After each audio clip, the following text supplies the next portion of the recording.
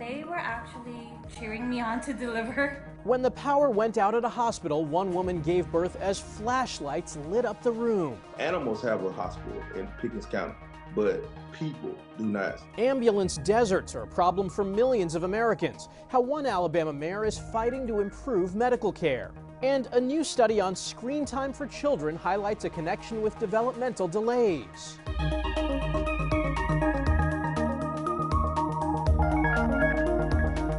Welcome to Eye on Health, where we focus on stories that affect your physical and mental well-being. I'm Michael George. We begin with an important new tool to fight RSV. The FDA has approved the first vaccine to protect newborns from the respiratory virus. It would be given during a woman's pregnancy, so the antibodies could be passed on to the baby. We spoke to one trial participant who's now at ease, knowing her child is safe. The FDA green-lighted a vaccine to help one of the most vulnerable populations, babies. Pfizer's Abrezvo vaccine is the first to protect against RSV, or respiratory syncytial virus. Infants are very high risk for RSV. They have less mature immune systems, they have smaller airways, so they get into trouble more quickly if there's inflammation or mucus in the airways. The maternal vaccine would be given between 32 and 36 weeks of pregnancy and protect newborns for 6 months. The idea is to vaccinate early enough that you provide the protection of the baby, but late enough that there aren't significant risks associated. A clinical trial at Cincinnati Children's Hospital involved more than 7,000 pregnant people, including Melissa Squires, a doctor at the hospital and mother of 2. I'm always looking for ways to really optimize the health of my children. Last RSV season was longer and more severe than usual, overwhelming hospitals in many places across the country. The CDC says more than 2 million children under age 5 get RSV each year. Up to 80,000 are hospitalized and 300 die. In addition to protecting babies, this new RSV vaccine may provide moms like Squires peace of mind. It means that we have yet another tool to help keep babies safe and healthy, especially during that first year of life where they are so fragile and so vulnerable to so many viruses. The vaccine is expected to be available by fall. Turning to another respiratory threat on the rise, COVID-19. Data from the CDC shows hospitalizations are up 21% from the week prior. Concerns are growing over a new highly mutated strain of the coronavirus. A case of the so-called BA.286 variant was recently identified by a lab at the University of Michigan. It's also been spotted in Denmark, Israel, and the UK. Infectious disease expert Dr. William Schaffner says there's good news on the horizon to protect ourselves. This virus loves to mutate. They're kind of children, grandchildren, and great-grandchildren of Omicron.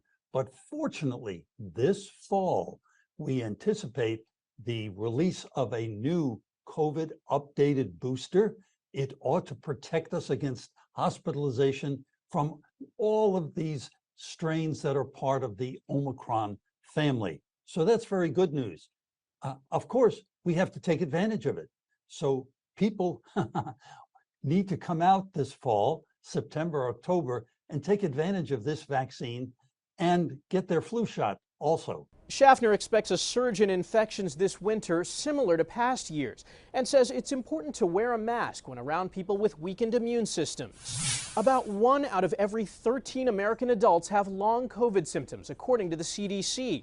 New research suggests, though, that millions of people may have long COVID even if they never tested positive for COVID-19. Jared Hill explains. Finding a COVID-19 test was a challenge in the early days of the pandemic. Now, new research suggests in the first year, nearly 10 million Americans had developed long COVID without an official COVID-19 diagnosis, whether because of limited access to tests or they were testing negative by the time they got their swab. Patients who are in this predicament should feel vindicated by the results of our study.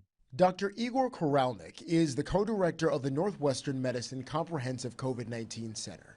He also oversees the Neuro COVID-19 Clinic. His team led the study, which looked at 29 long haulers from June 2020 to April 2022 with a negative COVID-19 test.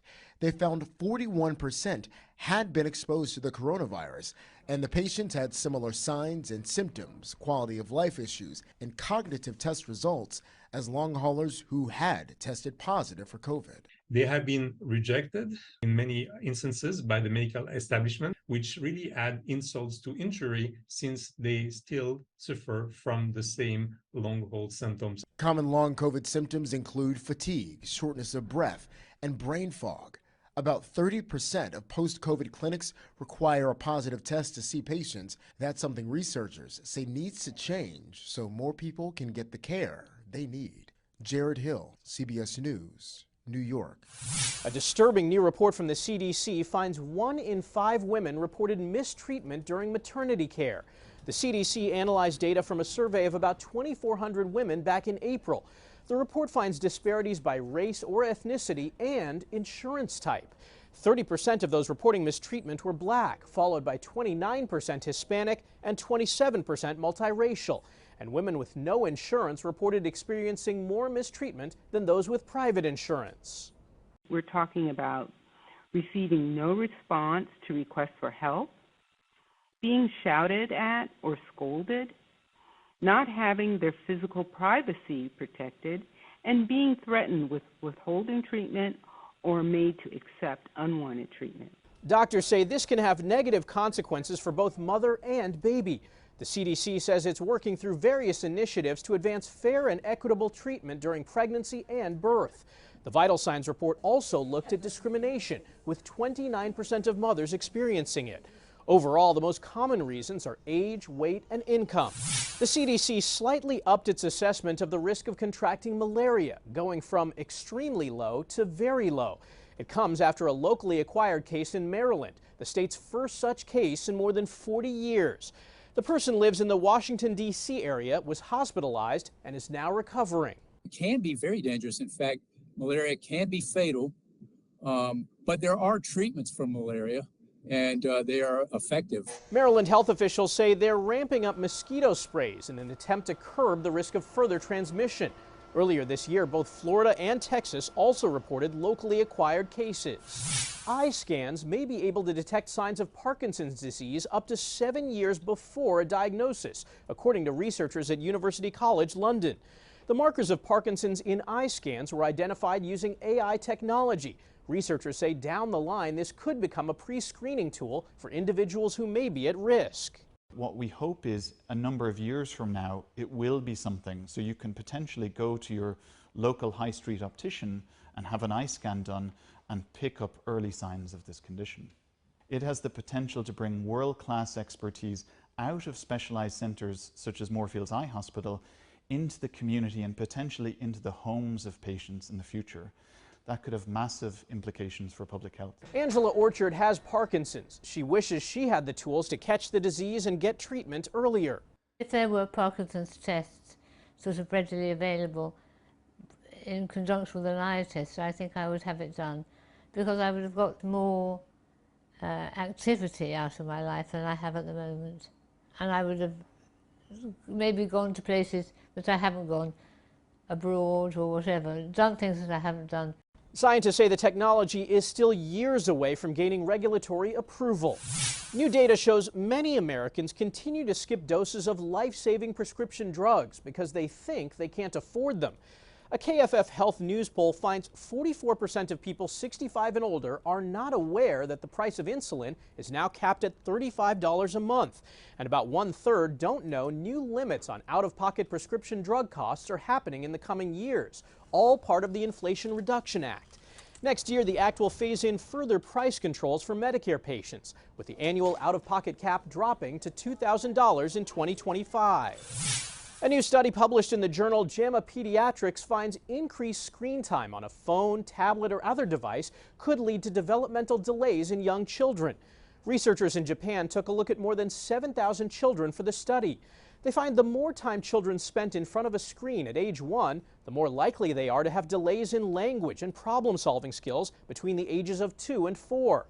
Dr. Rebecca Manis is a learning specialist at ivyprep.com. From the get-go, we need to be thinking about how we can maintain the interactivity with our children, how we and our children can have robust experiences on screens of all types, but do that in a way that it leads to our engagement. The American Academy of Pediatrics recommends children between the ages of 2 to 5 limit their screen time to 1 hour per day and recommend no screen time before 18 months. If you need a distraction for your kids, experts suggest educational content, video chats with a loved one, coloring materials, or toys. Emergency rooms are struggling to handle a rising number of children and teens showing up in need of mental health care. The crisis has only worsened since the coronavirus pandemic began. 3 medical associations have written a joint policy statement outlining the issue. They say there are, quote, limited resources in the community and on an institutional level to provide optimal care. That's led to ERs becoming critical access points.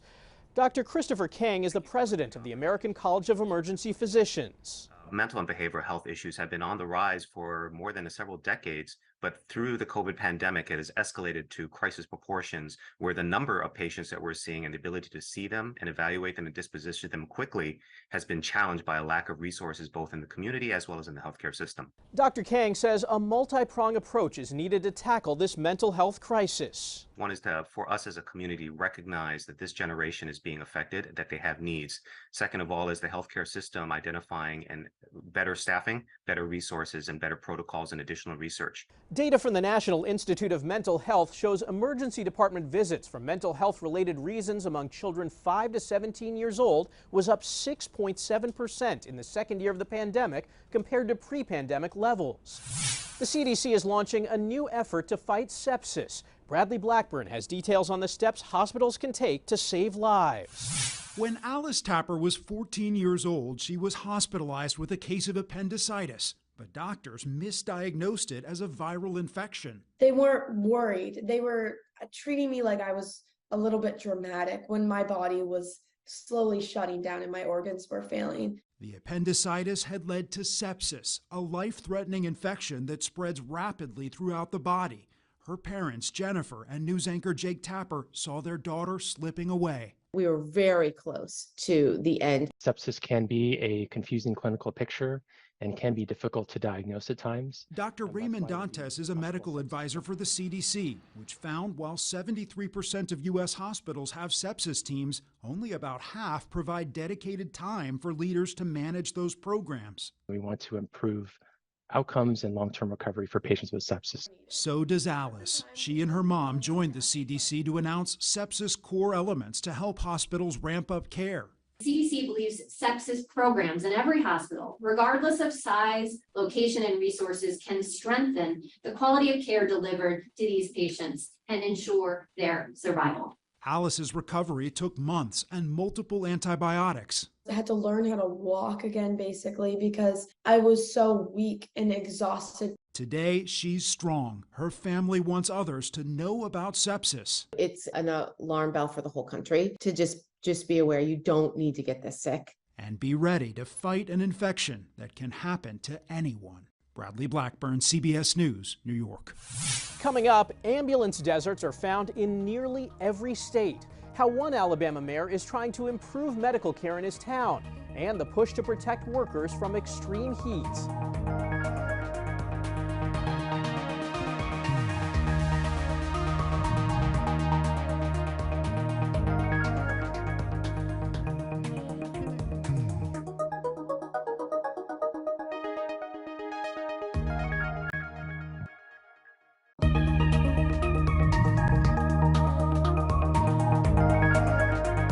Welcome back to Eye on Health. While some of us are lucky enough to work from an air-conditioned office or at home, mail carriers, construction workers, and many people have jobs that require them to work outside, even when it's 100+ degrees.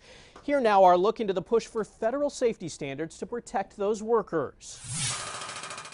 From construction crews to landscapers to mail carriers, many Americans have no choice but to work outside in the brutal heat. It's been very difficult. Brian Renfro, president of the National Association of Letter Carriers, says it's not just uncomfortable, it's dangerous. The majority of our days are outdoors, We are also in our vehicles, many of which are not air conditioned. So, there's not really any protection. There are currently no federal safety standards specifically protecting people working outside in extreme heat. The ability for workers to take breaks, have access to climate controlled areas, to hydrate. OSHA, the Occupational Safety and Health Administration, is considering new federal heat safety standards, but any action on them is likely years away.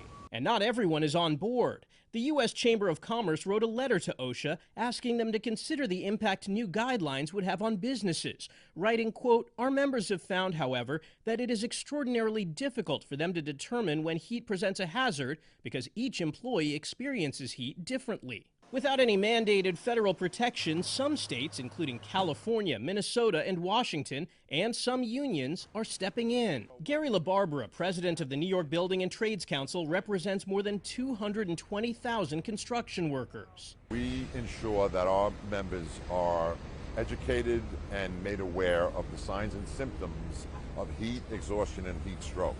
And we ensure that there's adequate water on the site. And with climate change pushing temperatures higher, more employers may need to take action soon.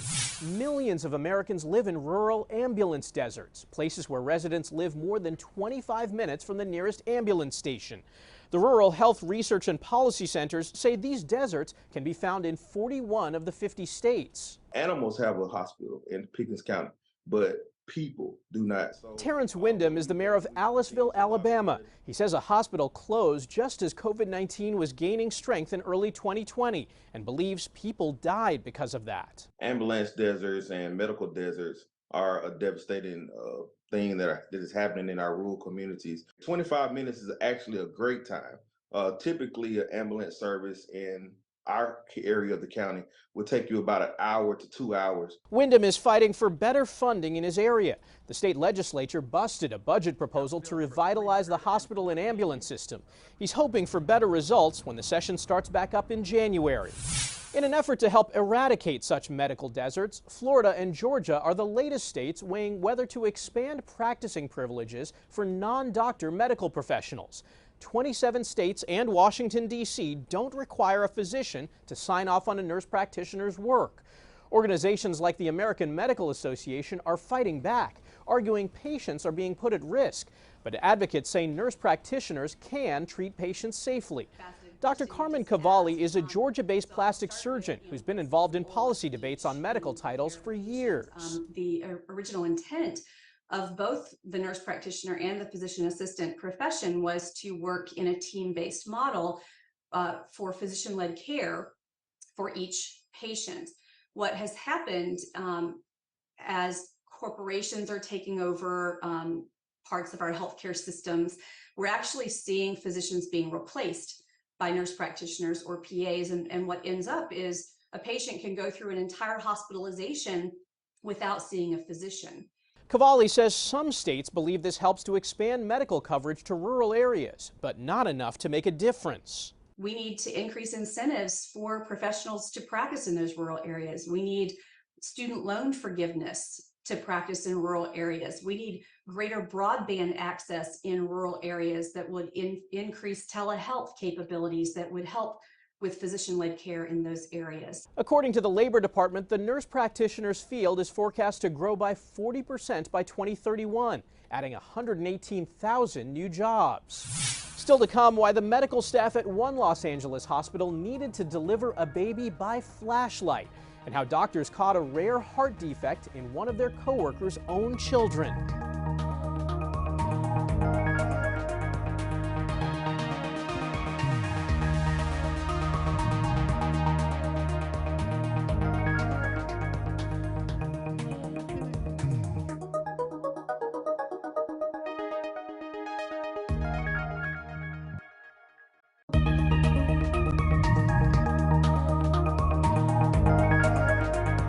Welcome back to Eye on Health. People with severe paralysis, like those with ALS or who have had a stroke, are being given the chance to talk again through a computer. Two separate studies published in the journal Nature are using implants to analyze brain signals and translate them into speech. We were able to decode 125,000 word vocabulary, which is general English, with about a 24% error rate. We were able to decode a 50-word vocabulary, which is much smaller, more useful. It's a useful vocabulary that someone with severe paralysis could use to communicate essential needs, with about a 9% error rate. As of now, the technology can't be used at home. Patients need a full computer system and a team of scientists.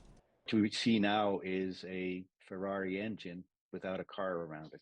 It's the research team that accommodates the whole process. But without the research team, it's not going to work. You can't take it home or anything. Both studies hope to develop a device that can connect wirelessly from inside the skull. When a power outage hit White Memorial Hospital in Los Angeles in the middle of Tropical Storm Hilary, and the backup generator then failed a day later, more than 200 patients had to be evacuated in the middle of the night.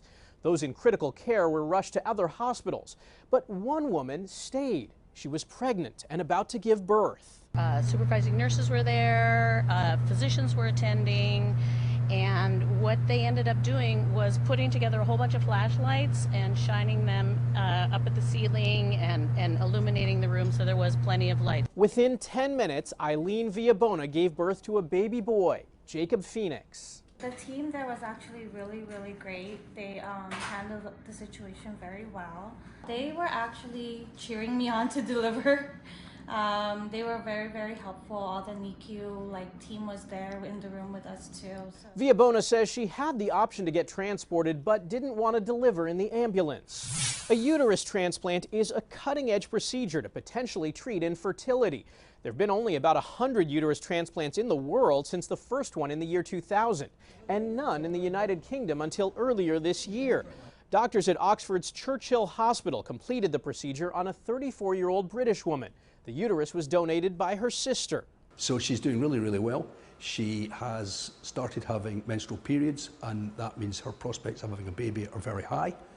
She needs to stay on immunosuppressive therapy and to be closely monitored, and we hope to be doing an embryo transfer in the autumn. A pediatric nurse at UC Davis Children's Surgery Center had a special connection to one patient. That patient was his own daughter. She went in with RSV, but doctors soon found a much more serious condition. Ashley Sharp has the story. Seeing Ellie Hipwell today. Joyful, full of energy, and days away from turning 2. It's hard to believe at just 2 months old, she was fighting for her life. You'd never know until she takes her shirt off and then you see the big scar down the middle.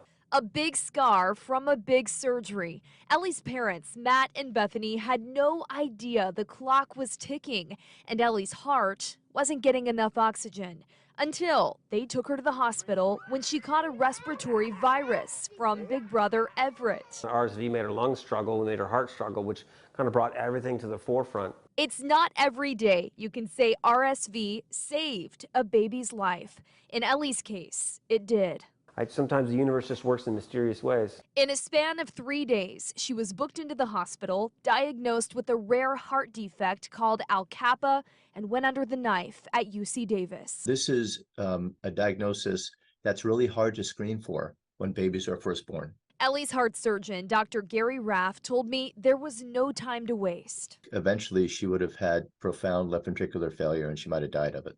Dad, Matt, knew Ellie was in good hands. He's a nurse at UC Davis himself, in the Children's Surgery Center. His own friends saving his daughter's life. And this is my first experience being kind of on the other end of it. I come home every day to see what we do. As his daughter plays, it's clear nothing is slowing her down and is life-changing as the diagnosis, the perspective that came with it. And you seem to appreciate stuff a little bit more, the time with your kids, just a little bit more than you would have when you know how precious it can be. Precious indeed. That's all for this week's Eye on Health. I'm Michael George. Thanks for joining us.